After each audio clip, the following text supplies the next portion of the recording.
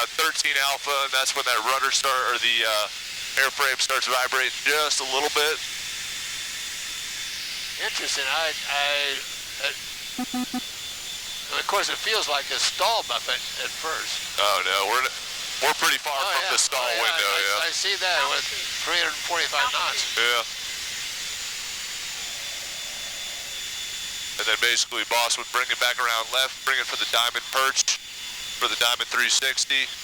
Meanwhile, the solos are getting ready to do their takeoff maneuvers. So 5 would do the dirty roll, 6 would go ahead and execute his low transition. But we can climb it up, do a split S next. All right. And then out of the split S, we'll kind of demo the high alpha characteristics. We'll get to about 23 alpha, 120 knots. I'll kind of show you what that's all about. Okay. What's the stall speed up there? Oh man, we can get to 34 alpha, about 110 knots before we get really worried. Holy smokes. Yeah, all right. And the split S, here we go. All right. Little pull. And we'll target 34 alpha on this down right now. We're getting there, There's 27, 28. Altitude. Right to the sun, of course. We're going to back off the alpha. There's 150 knots. Wow. Keeping the decel going. And even though we're going 140, throw a little bit of rudder in there just to kind of keep the roll rate high. But I mean, even right now at 130 knots, we're still climbing. I'm going to try to level us out here. There's 120. There we go. That's what we're looking for. There's 23.9 alpha. Level across the horizon, 124 knots. Still got plenty of maneuverability. Yeah, absolutely. Well, not too bad. Really good in the slow speed environment. Yeah. And we're only at 90% power right now. Haven't even gone into burner yet. But as I select max AB, feel those light off, and then we can still just hitch up. Wow. Accelerating as we climb. Don't come easy left. All right. Amazing. Yeah. That's amazing. Love flying this airplane. Yeah, the Legacy couldn't do that. Altitude.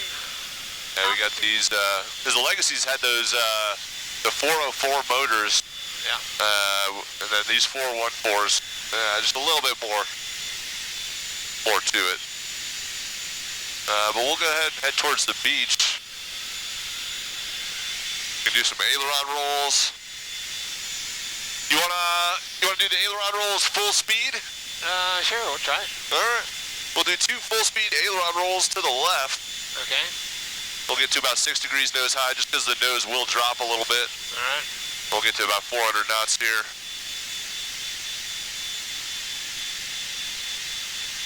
All right, we're doing 2 full speed aileron rolls to the left. Ready, hit it. There's 1. And 2. Wow. That's one thing I've been working on. I was about 1 degree or 2 overbank just now. Yeah, yeah. Got to get that wing set perfect, and that is tough. That is tough. There's a, you put the inputs in, you got to cancel it a little bit, so it's always a little bit of something. Is there a trainer that you can do this in? I mean, is it? Do you always have to be out here to? Yeah, it's yeah. We don't have any stems. We'll go up to Pax River up in Maryland to go knock out our annuals. Okay. We're doing that right after end of season here, but all the training's in the jet, All right. Well, I can see where particularly the high-speed aileron rolls. That's got to be tough. I know. There was one flight I had with a rider who absolutely loved it. I don't know why, but she was like, I want to do more. I want to do more aileron rolls. So we ended up doing like 20 sets of those. Oh boy! And by the end of it, I was just like, it was good in the middle, and then by the end, it was just like, underbank, overbank. Yeah. Soft set wings, all that stuff. Yeah. It was just like, oh man. Well, I'm sure in a show, there are probably not 10% of people even see an overbank. Yeah. But you want to be perfect. Hey, exactly.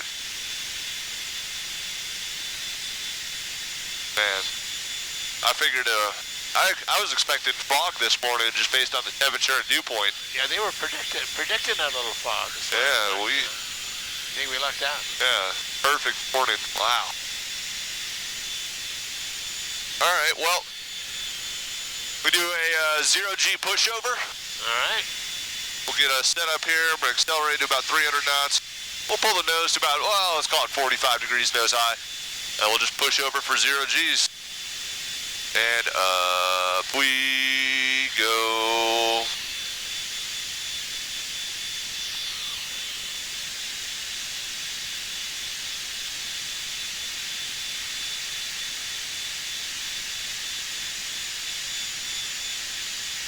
There's 35, 40, 45, and here we go.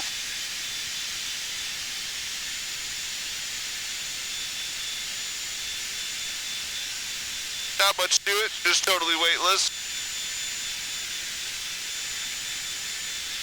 Got a real clean cockpit, don't see any junk flying. Yeah, right?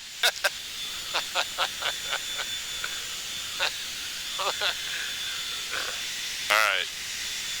So we got our little warm-up done. If you want to, we could bump it up to a, Altitude. you know, see what 3Gs, see what 4Gs feels like. How you feeling about that? I think I'm fine with what we've done. Okay. I'll tell you what, we'll do a couple more nice, easy rolls then. All right. We'll try to do, we'll basically just do 2 in a row here as we set ourselves up. Just keep it going nice and easy. We're rolling out. And up we go.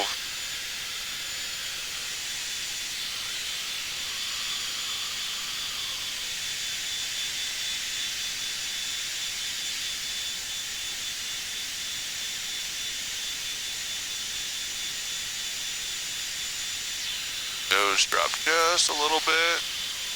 We'll do another one. You keep back pressure on the stick all the time? Right now I'm not actually flying with the spring on. Okay.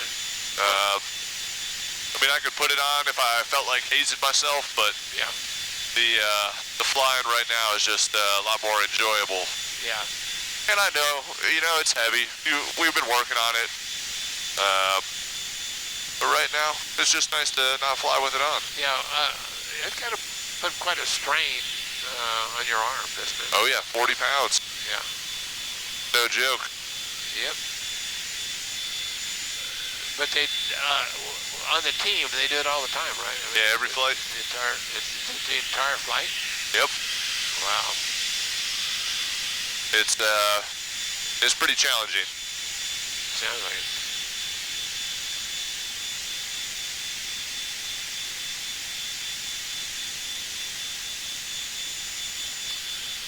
And what's the max G that the team will feel? So basically every landing maneuver you get to anywhere, max G available 7.5, but that pitch up brake maneuver is anywhere from 7 to 7.5. Yeah. And the solos when number 6 does his sneak from behind the crowd. Yeah. And does that pull to vertical. Yeah. That is max G because he's going 0.95 and just puts the stick in his lap. And that's a worker. Is there a reason you guys don't wear G-suits? Well, if the bladder were to inflate while we were using our fulcrum position, Yeah. so the bladder on the thigh would move our arm, which would move the stick, which would generally cause a collision. Interesting. Yeah, so that's one of the reasons we're not flying with it. Yeah. And so you train in a centrifuge. Every year. Wow, that's fun. Yeah, we're going there in 2 weeks. It's unique training. And honestly, it's some of the best training I've ever had in the Navy, just because they're willing to work with you no matter what. Really? They're great people and absolutely love their job, and you know they love watching people perform to their max potential and seeing what the human body can do. Yeah. And when we go there, they're just really easy to work with. They give us everything we need.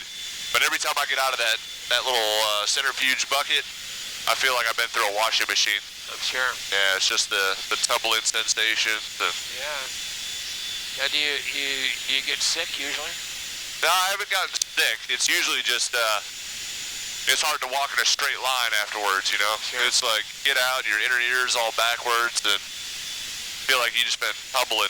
How long do you stay in the centrifuge? It's usually only about 15 minutes. Honestly, I don't know. They just keep throwing stuff at you until Doc says you're done. Yeah. Sometimes it feels like they're just laughing at you out there, but... Now, where is it? Where? We go down to San Antonio. Okay. Yeah, they got the lab down there, and every Navy jet pilot goes through there. Yeah.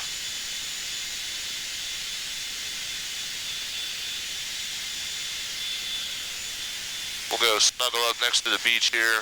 All right. You guys still do the survival training in the helicopter, the 8D5? AP5. Yeah, it was called the 8D5. And the only reason I remember that is because they give you a T-shirt that says, "I survived the 8D5." Oh, It's in Vietnam, what they found was they were losing more fighter pilots and transportation and helicopters. Yep. And so they take this this chopper above a swimming pool and drop it in the pool and turn it upside down. And oh yeah, the helo dunker. yeah, okay. Yeah, that's every 4 years we got to go back there. Yeah, that's fun. That's fun. That is it's gotten easier, but honestly, I had